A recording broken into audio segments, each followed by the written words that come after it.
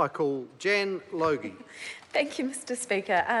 I rise to take a call on this, the first reading of the Royal New Zealand Foundation for the Blind Act Repeal Bill, which has been brought to this House as a private bill, I understand, by the Honourable Nicky Wagner.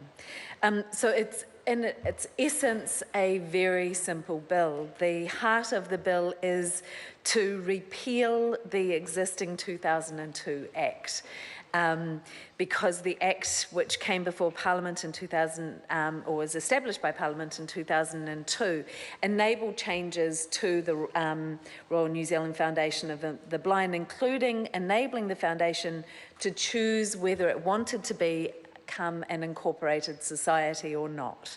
And specified within that Act that if the Foundation chose to become an incorporated society, then the 2002 Act would be spent and would need to be repealed.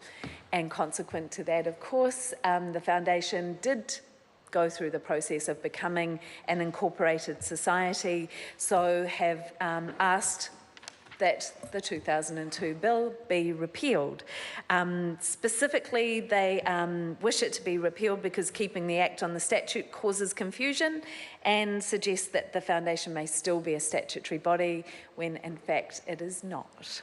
And the repeal of the Act will emphasise the Foundation's status as completely independent from Parliament. And I understand that for the Foundation, that the 2002 Act was a very significant event because in their words that it made the Foundation truly accountable to those living with blindness or low vision rather than the state or Parliament.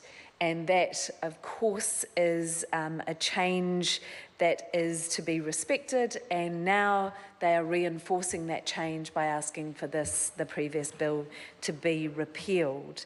There's been a little bit of history given already this evening, and I am going to add to that, though, not talking about, in fact, the buildings or so, but actually some of the philosophical changes that have happened over the time from when the Foundation was established in 1890 as the Jubilee Institute for the Blind.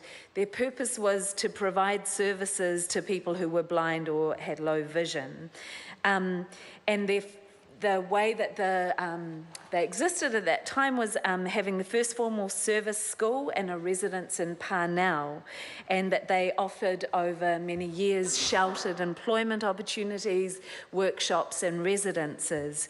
But it's nice to reflect now, I think, on the social change and probably as a result of the advocacy work that they have done, in part, the change in the late 20th century away from the separation of people who are blind or low impaired into ghettos, rather than a focus on acknowledging their strengths and inclusion and roles to play in alongside everyone else as part of our diverse society, so that today we see that the Foundation's, their first object is the independence, integration, enablement and well-being of New Zealanders who are blind or have low vision.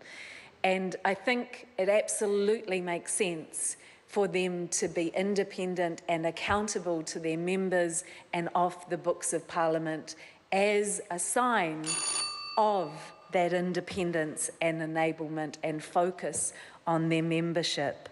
Of course, the work they do is very broad, and part of that is around advocacy and part of it is about services, and I'm sure everyone in this House would like to offer their appreciation for the more than 125 years of advocacy and enablement that the Foundation has provided.